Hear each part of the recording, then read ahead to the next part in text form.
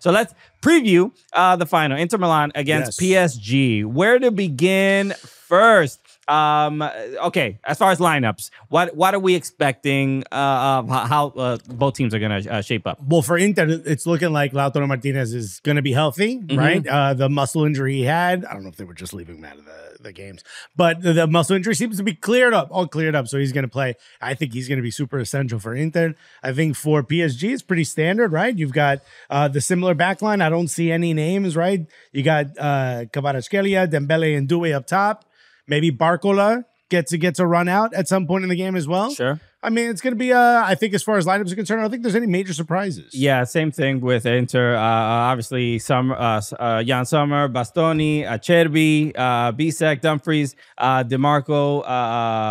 Why am I forgetting how to pronounce Çalhanoğlu? Çalhanoğlu? Yeah, I think that's how. That is how you pronounce it. That's how it's spelled as well, right? Well, because the C has a little, there's a little appendage on the C somewhere. I don't know if it's the top or the bottom. No big surprise. We don't expect any big surprises here. But let's talk about who wins this game, at least based on tactically.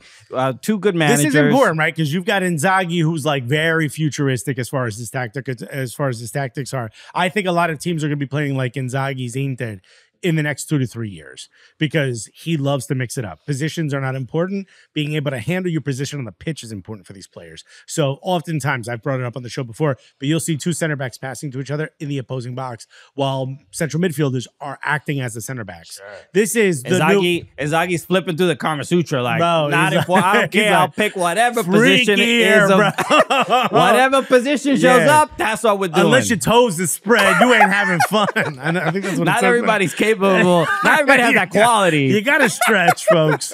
But this is like the old school way of like, you're a center back and you're a midfielder, and these are the places you run back and forth. The way old video games were, like center back can't run forward. You know, you stay in your position. All that's done as far as Inzaghi's concerned. And then you got Luis Enrique, which molds his team based on the team they're playing. He will adjust to get an advantage over the team they're playing. He is that much of a, they're both masterful tacticians. They're both masterminds. They're both playing chess at a very high level.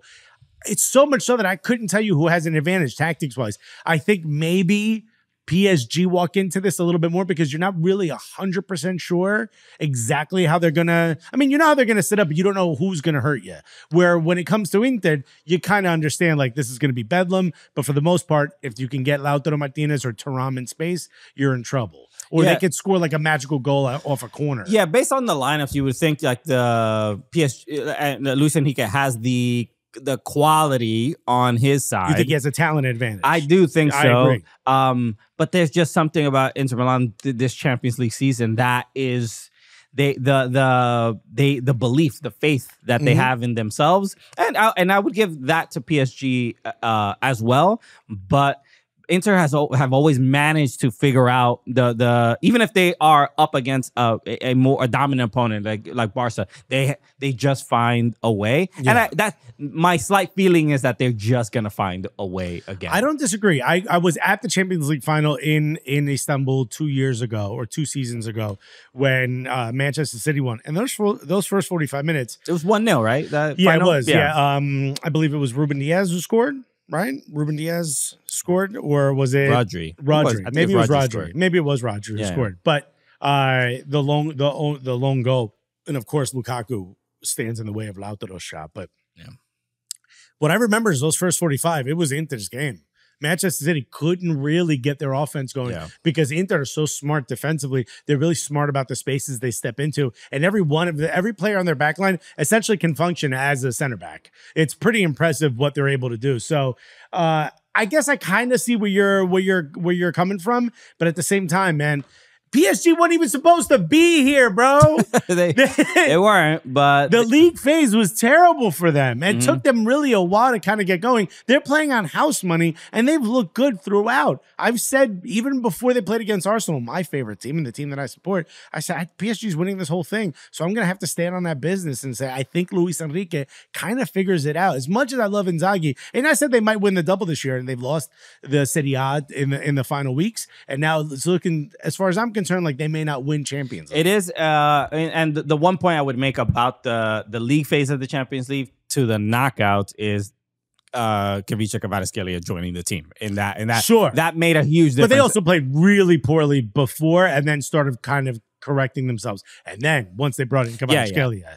Yeah, so that made a huge difference. So who needs They still qualified, though. They needed to win, what was it, 3 out of their last 4, something crazy like that? Yeah. They still qualified. Yeah. And I think they beat City in the league phase. Am I wrong about that? Yeah, they beat City. They were doing business, bro. Okay. That's before Kvaratskhelia, because I think Kvaratskhelia came in City right were at the also beginning. in the mud as well. Hey, but still, though, I mean, it's still City, and Yeah, you played poorly. I think they lost to RB Leipzig or something like that. All right, so best of luck to both, but let's we got to give our predictions. What do you think? Who you think is going to win, and what do you think the score is going to be? PSG 3-1. Okay. All right, this will be an entertaining game. I don't think they're going to dominate that much.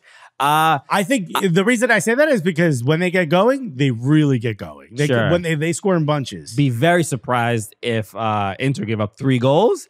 As will I, but that's my prediction. I think this game is a toss-up. It's really difficult to pick. I think they're both not necessarily evenly matched in every asset, but like where one team is strong, the other team is weak, and vice versa in other parts. I think it's gonna be a high-scoring game. I think it's gonna be 3-2 Inter, but I think this goes to extra time. I mean, you picked one more goal than I did. But I'm saying, I think it's gonna be a bit of a.